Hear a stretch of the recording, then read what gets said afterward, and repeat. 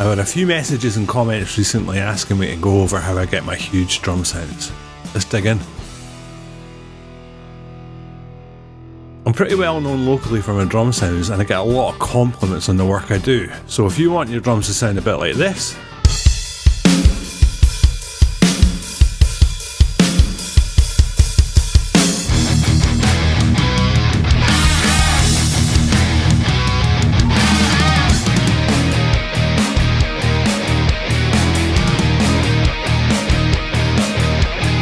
then this is the video for you. Before I start, I just want to say a few things.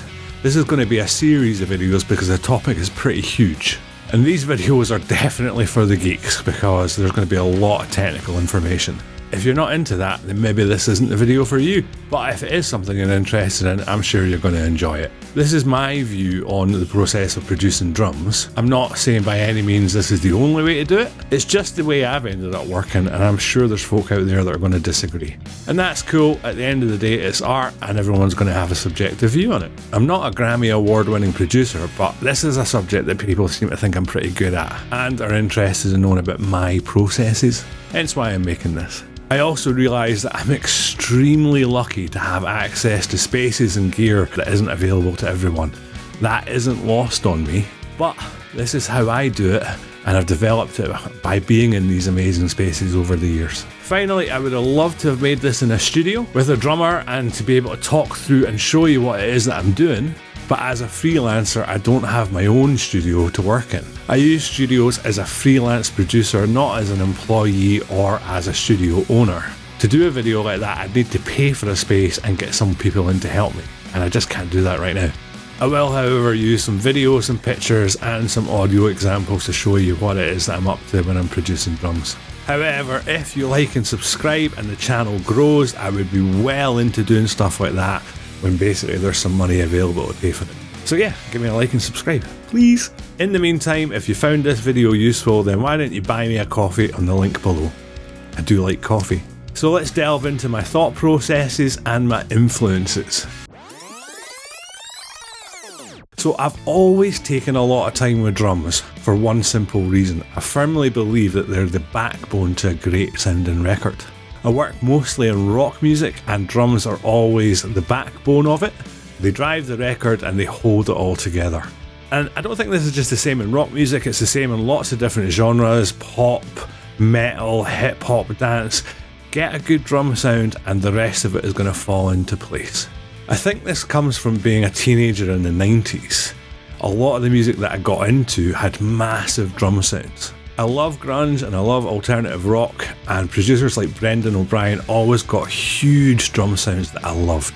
My favourite record is Versus by Pearl Jam, and the drums were just fantastic. They were huge, punchy, weighty, and they had massive amounts of ambience in them. But I also loved metal, and again, there were some incredible drum sounds in metal in the 90s. Metallica's Black Album, what an amazing sound. And then there was bands like Pantera and Machine Head, and their drum sounds were like otherworldly. I loved it. Moving into the noughties, drum sounds continued to inspire me massively. And interestingly, the architect of some of the best 90s records out there also became the architect of some of the best new metal and noughties music, Brendan O'Brien, once again. And his signature drum sound were all over records by people like Korn, Limp Bizkit, Incubus and Audioslave. But then came along bands like Killswitch Engage, Paramore, Soil, loads and loads of other stuff, and again they all had really inspiring drum sounds. And if you haven't heard Misery Business by Paramore, I think that is one of the most incredibly produced and best sounding rock records in years. All of these bands and records massively inspired me to create huge drum sounds, which are the foundation of what can be an amazing sounding record. Get the drums right and the rest will follow. So what are the foundations of a great drum sound? Before we get into this, it's really important to understand that each step informs the next. So if one of the steps isn't right, it means the next step isn't right, and so on and so on. So let's start right from the beginning. What are the foundations of a great drum sound? Strap yourself in. It is a great drummer playing a great drum kit in a great room. Simple as that. So as much as I might contradict myself later on in these videos, these are the fundamentals of a great drum sound. But note, it isn't a desk, it isn't a compressor, it isn't a mic. It's all about the source. There's an old engineer saying, shite in equals shite out. What that means is if your source material is bad, the only thing you can expect is bad results. Now I know there's lots of things on the market that can solve a lot of these problems, but they come at a cost. Obviously a financial cost, but sometimes when you're using these tools to fix problems, particularly really bad problems, the results are not as good as they can be if you just get it right first time. So let's break down these foundations. The great drummer. Honestly, a great drummer is going to make your life so much easier, and I've been lucky enough to work with some incredible musicians over the years, and I'm always taken by how much of an effect a great drummer has on the overall drum sound. The thing that makes a great drummer great is feel, and that covers a lot of different things. It covers their groove, their timing, how hard they hit the drum, and the balance they have between hitting the shells and hitting the cymbals, which I can't stress how important that is. Now there's a couple of really interesting examples of when a band's drummer is not up to standard and how the producer has dealt with that. Take a guy like Josh Freese. He's a big time session drummer and he's been on tons and tons of records over the years, and even more records than some of the drummers even know about. There's lots of stories about him being brought in to take over from a drummer who's just not cutting it in the recording sessions. In fact, some of these drummers didn't even know it happened. He talks about a lot of sessions that he was drafted into overnight. The drummer goes home and then he comes in and re-records their parts, and suddenly in the morning they're perfect. So why did they bring him in over the band's actual drummer? Well, it's his feel, it's his vibe. He brought something to the record that the original drummer just couldn't do. Then there's the infamous story of the Foo Fighters' Colour and the Shape recording sessions. The band's drummer, William Goldsmith, really struggled to get a take that was good enough for the record. And when your guitarist happens to be one of the most influential rock drummers of a generation, that's a really tall order. The story goes that he just wasn't hitting it wasn't vibing, it didn't sound right, so the band took a 2-week break. And in that 2 weeks, Dave Grohl came in and re-recorded all the drum parts from start to finish. But the interesting thing is, it was the right thing to do. There's actually videos on YouTube of William Goldsmith playing on that album, and you can hear that it's just not right. And despite the fact he's playing exactly the same parts that ended up on the final album, Dave Grohl's take sounded way better.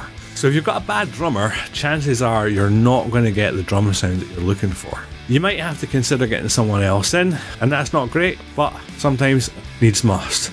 This has only happened to me once, but let's be honest, I'm not working at a level where I can fly Josh Freese in for a recording session overnight. Next up, a great drum kit.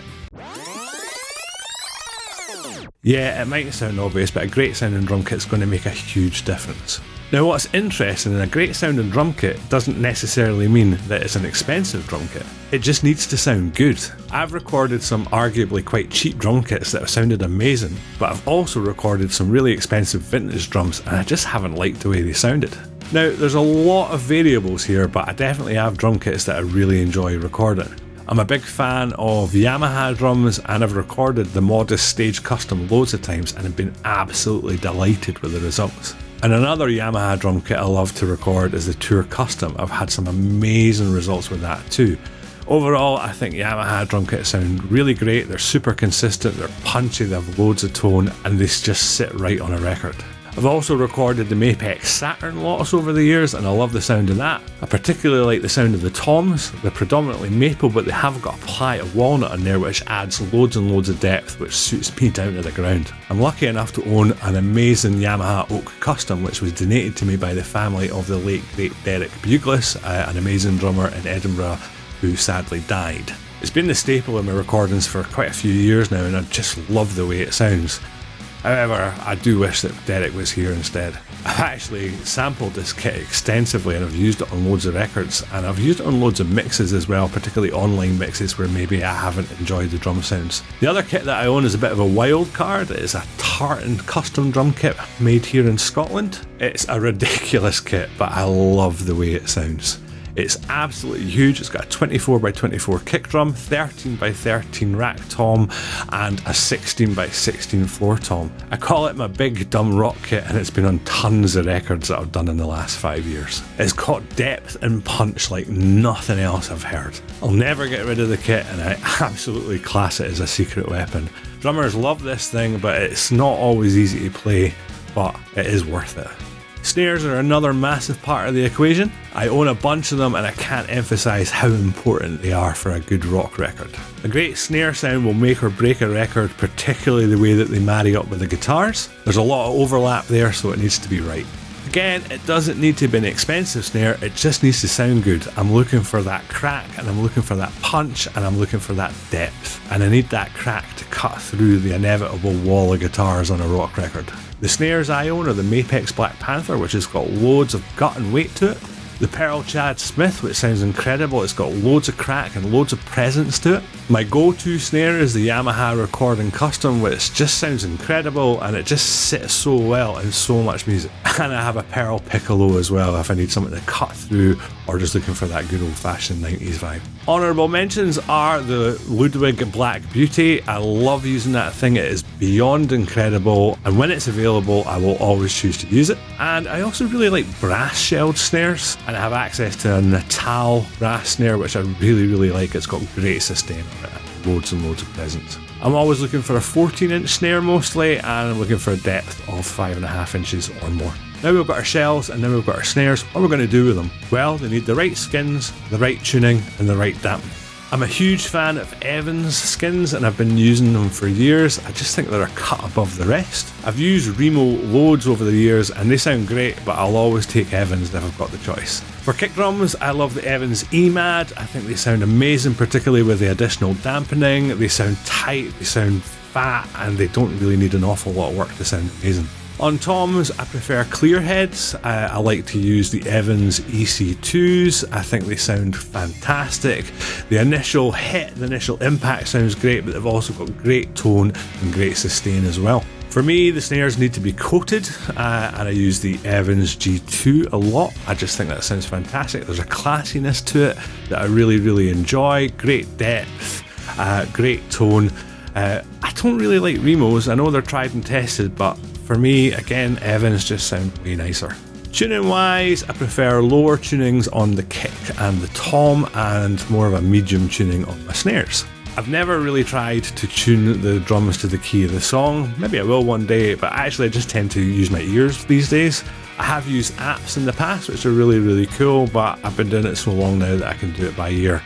I definitely have some intervals between each of the toms that I really like. Again, they're kind of stuck in my head. I just tune them by ear and get the intervals that I think sound great. I'm also really aware of the relationship between the top and bottom skins. I think that's super important.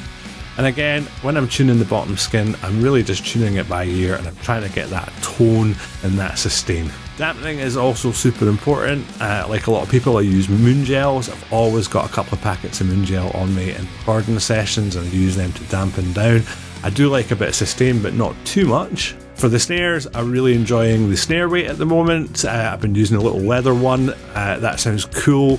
I'm really interested in trying the brass one as well, and I believe that they're now doing stuff for toms, and I'd be interested in checking that out. And finally, cymbals.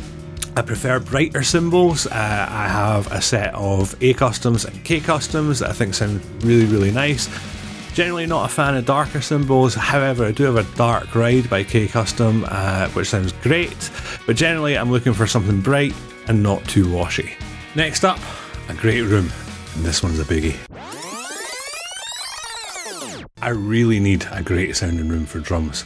I don't want a room that's got a build up of frequencies that are going to get in the way of the drum sound. Too much low frequencies is going to give me a really boomy, muddy sound. These standing waves, as they're called, are basically a build up of low frequencies that are louder than other frequencies in the room, and they're absolutely going to give an adverse effect to the drum sound. On the other end of the spectrum, on the high frequencies, I don't want flutter echoes. Have you ever clapped your hands in a room and then heard a really high pitched, like almost metallic ring? That's a flutter echo, and it is not good news for us. And that's a big problem for our snares and our cymbals. Remember, there's a lot of mics around the drum kit and they're absolutely going to pick up some of the horrible frequencies in a bad sounding room. Shite in, shite out, remember? What I do want is a really pleasing ambience, a sustain almost. Why? Well, because I'm going to capture it. Capturing ambience is absolutely a secret sauce for a lot of producers. A room that's got a nice, well-controlled sounding ambience is going to make your drums feel a lot bigger. I'm not at all interested in recording drums in a completely dry room. I understand the concept. If it's dry, you can add your own ambience and reverb later, but that's not really how I like to work. A room that's got some wooden elements and even some stonework can have an enormous difference on your drum sound and add amazing sound and ambience. And if your room is a bit dry, there's definitely things that you can do to help. So putting a microphone in the corridor outside the live room is a really old trick to help with drum sounds. And you can put it in places like the bathroom or in stairways. Any area really that adds character, depth and sustain is absolutely your friend. Sometimes a good sounding room doesn't make any sense. Take Sound City Studios in America. That room shouldn't work. The size of it, the shape of it, the materials that it's made out of, it shouldn't sound good, but actually it's one of the most famous sounding drum rooms in the world, and some incredible records have been made there over the years. Check out this video of me in Air Studios in London and just listen to the ambience. Just listen to this. Yeah! How amazing does that sound? Even with my drunk ass in it. I was at a retirement do, to be fair. And finally, the position of the drum kit in the room can make a big difference as well. In Post Electric Studio, where I work a lot, I've identified two areas of the live room that have two different tonal characteristics. One of them is a bit tighter and one of them is a bit more open. And how did I discover this? Well, I walked around the room banging a snare drum and I listened to how the room sounded. What I discovered was having the drums at the back of the room sound really nice and tight, whilst putting the drums in the centre of the room make the snare particularly sound really big and open. So don't be afraid to walk around your live room banging a drum and having a wee listen to how it sounds. You might look a bit silly, but you're going to learn a lot about your room that way, and also not only about where you can place your drums, but also where you can place your ambient mics as well and get the best results. I actually did a really interesting album a few years ago where I was recording church organs, and it's pretty difficult to mic up church organs because they're 30 foot tall. So what I ended up doing was walking around the church, trying to identify places that sounded good and put my mic there, and that's how I recorded that album. It was really interesting and I learned loads about how to get a good room sound. So if you got this far, well done. You must be just as big a geek as I am. This is absolutely the precursor to recording, and I can't stress how important these fundamentals actually are for getting a great drum sound. Get this right and the next stage will go well, and the next stage and the next stage. It's definitely important to have the intention and understand your source material before you start pulling out all your tricks and all your toys to get the sound you're looking for. Always remember, shite in, shite out. So if it sounds good at source, it's going to sound good on record. So I hope you've enjoyed this. If you have enjoyed this, click the link down below and buy me a coffee, and I will see you next week for part 2. Cheers.